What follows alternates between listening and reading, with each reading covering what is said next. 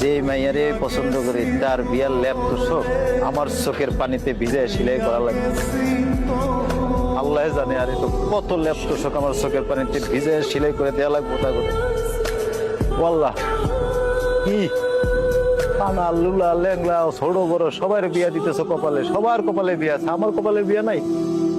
হ্যাঁ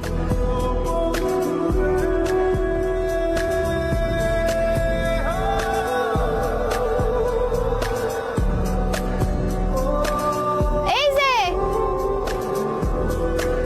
আমার কাম বাদ দিয়ে কি করতেছেন?